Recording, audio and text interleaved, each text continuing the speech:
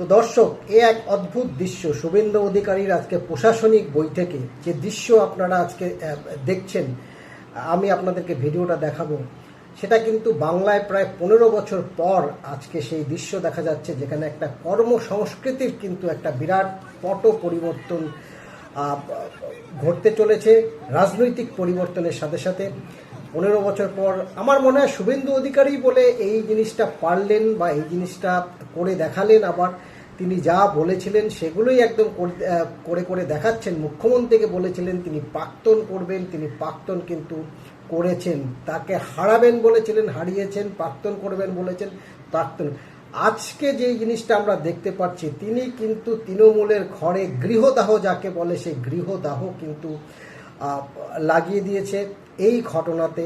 যেখানে আপনারা দেখতে পাচ্ছেন কাকুলি ঘোষ দস্তিদার, তৃণমূলের এমপি, তিনি শুভেন্দু অধিকারীর প্রশাসনিক বৈঠক আজকে কল্যাণীতে, সেখানে কিন্তু তিনি পার্টিসিপেট করতে আসছেন।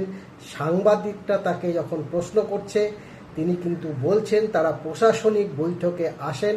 প্রশাসনিক বৈঠক কোনো রাজনৈতিক মঞ্চ নয়, রাজ্যের বা কোনো বিধানসভার বা লোকসভার উন্নতির জন্য, ভালো কাজের জন্য প্রশাসনিক বৈঠকে কিন্তু তারা আসতেই পারেন।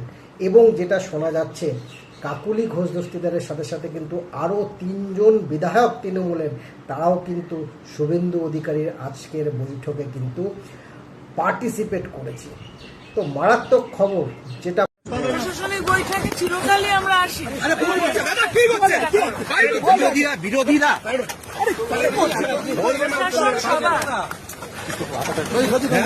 প্রশাসনটা সবার, কোনো দলীয় কর্মসূচি নয়।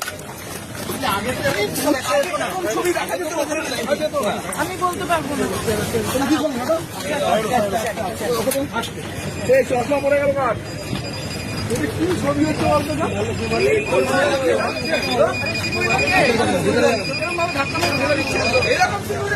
15 বছরে কিন্তু আমাদের আগের যে সরকার ছিল, মমতা ব্যানার্জি মুখ্যমন্ত্রী, কখনোই তিনি কিন্তু কোনো বিরোধী দলের এমপি এমএলএকে কিন্তু প্রশাসনিক বৈঠকে কিন্তু ডাকতেন না। এবং বিরোধী দলের এমপি এমএলএরা কিন্তু কখনোই প্রশাসনিক বৈঠকে কিন্তু তারা অংশগ্রহণ করার বা তাদের এলাকার যে উন্নতি, সেই উন্নতি করার কোনো পরিকল্পনা রাজ্য সরকারের কোনো প্রশাসনিক বৈঠকে থেকে কিন্তু বা প্রশাসনকে জানানোর কোনো কিন্তু সুযোগ পাননি। তো আজকে একটা কি বলবো, একটা বিরল দৃশ্য এই রাজ্যে সবাই দেখছে। এবং এটা কিন্তু দিদিমণিকে আরও মারাত্মকভাবে কিন্তু চটিয়ে দিয়েছে। কারণ দিদিমণি কিন্তু চাননি, মুখ্যমন্ত্রী, আমাদের প্রাক্তন মুখ্যমন্ত্রী মমতা ব্যানার্জি, তিনি কিন্তু চাননি তার দলের বিধায়ক বা এমপিরা শুভেন্দু অধিকারীর কোনো প্রশাসনিক বৈঠকে অংশগ্রহণ করুক।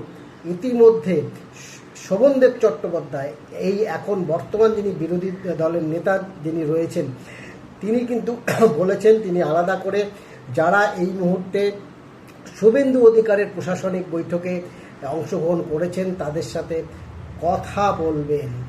আপনারা প্রত্যেকেই জানেন যে শুভেন্দু অধিকারীর কিন্তু মোটামুটি সমস্ত এমএলএকেই কিন্তু বলেছে, যেগুলো যারা বিরোধী দলের যারা এমএলএ রয়েছে, যে প্রশাসনিক বৈঠকে তারা তাদেরকে আমন্ত্রণ করবে এবং তাদেরকে কিন্তু সেখানে অংশগ্রহণ করার জন্য বা তাদের এলাকায় তারা কি উন্নতি করতে চায়, কি কাজ করতে চায়, রাজ্য প্রশাসনের সাথে সমন্বয় করে সেই কাজগুলো যাতে উন্নতির কাজে, ডেভেলপমেন্টের কাজে যাতে কর্মসংস্কৃতি, সেটা যাতে কখনো বাধা না হয়ে দাঁড়ায়, তিনি কিন্তু তাদের বিরোধীর এই দলের যে এমএলএরা আছে বা এমপিরা রয়েছে তাদের প্রত্যেকের কাছে কিন্তু সেই অনুরোধ করেছেন। এবং কাকুলি ঘোষ দস্তিদার, আপনারা জানেন, যেই মুহূর্তে মমতা ব্যানার্জি তাকে লোকসভার চিফ হুইপ পদ থেকে সরিয়ে দেয়, তখন থেকে কিন্তু তিনি গোসা হয়েছেন, তিনি মুখ খুলতে শুরু করেছেন। গত 1-2 দিন আগেও তিনি কিন্তু এক সাংবাদিক বৈঠক করে অভিষেক ব্যানার্জি এবং তার আইপ্যাককে তুলোধনা করেছেন এবং টোটাল তৃণমূলের যে সমস্ত কর্মকাণ্ড, তোলাবাজি, গুন্ডামি, সমস্ত কিছু কিন্তু তিনি এক্সপোজ করেছেন, স্বীকার করেছেন যে দলের মধ্যে এগুলো কিন্তু চলছিল। সেই কারণেই তৃণমূলের কিন্তু এই হার এবং আরও একটা বিশেষ যা তাৎপর্যপূর্ণ দিক সেটা কিন্তু হচ্ছে তার যে সিকিউরিটি কিন্তু তিনি সেন্ট্রালের থেকে কিন্তু পাচ্ছেন, সেটাও একটা খবর। আগামী দিনে এই কাকলি ঘোষ দস্তিদার তিনি বিজেপির দিকে পা বাড়ান কিনা বা বিজেপিতে আসেন কিনা সেটাই কিন্তু একটা দেখার বিষয়। তবে অনেক বিধায়ক এমপি যারা রয়েছেন তারা কিন্তু এই সময় শুভেন্দু অধিকারীকে সন্তুষ্ট করতে বা প্রশাসনিক বৈঠকে অংশগ্রহণ করতে কিন্তু তারা এই বৈঠকগুলোতে আসতে চাইছে, বা যেটা কিন্তু তাদের দলের বিপক্ষে, দলের যে স্ট্র্যাটেজি সেই স্ট্র্যাটেজির বিপক্ষে গিয়ে কিন্তু তারা এই জিনিসটা করতে চাইছে। তো দেখা যাক আগামী দিনে তৃণমূল দলের থেকে সুপ্রিমো যিনি রয়েছেন মমতা ব্যানার্জি, অভিষেক ব্যানার্জি তো কোলা ব্যাংক কুয়োতে ঢুকে গেছেন, তিনি তো আর এখন আর বিশেষ বাইরে এসে কোনো মুখ খুলবেন না। মমতা ব্যানার্জি কি পদক্ষেপ নেন, কি স্ট্র্যাটেজি নেন সেটাও কিন্তু দেখার মতন বিষয় হবে। বাট বিরল দৃশ্য যেটা কিন্তু শুভেন্দু অধিকারী বলে কিন্তু আমার মনে হয় পারল, এই যে একটা 15 বছর ধরে যে একটা পরিস্থিতি ছিল সেখান থেকে কর্ম যে সংস্কৃতি যে জায়গায় নিয়ে গেছিল গত 15 বছর এই তৃণমূল সরকার, সেখান থেকে রাজ্যটাকে বের করে নিয়ে এসে বিরোধী দলের এমপি এমএলএ তারাও কিন্তু রিয়েলাইজ করছে যে 15 বছর যেই কর্মসংস্কৃতিটা ছিল সেটা কিন্তু ঠিক ছিল না।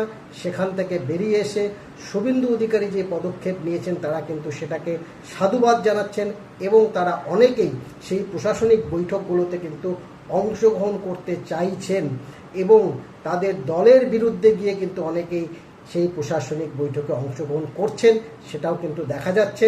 সো এই ব্যাপারটা কিন্তু অত্যন্ত ইন্টারেস্টিং। শুভেন্দু অধিকারী আবার বলবো তিনি জানেন দূর থেকে কি করে ওই মমতা ব্যানার্জির ঘরে গৃহদাহ লাগিয়ে দিতে হয়, তিনি কিন্তু এক্স্যাক্টলি এই প্রশাসনিক বৈঠকে সেটা কিন্তু তৃণমূলের ঘরে লাগিয়ে দিতে সক্ষম হয়েছে। আগামী দিনে দেখতে হবে আরও কত এমপি, আরও কত তৃণমূলের এমএলএরা এই দলের বিরুদ্ধে মুখ খুলছে এবং এই প্রশাসনিক বৈঠকে বিভিন্ন জেলায় যে হবে সেখানে তারা অংশগ্রহণ করতে আসছে।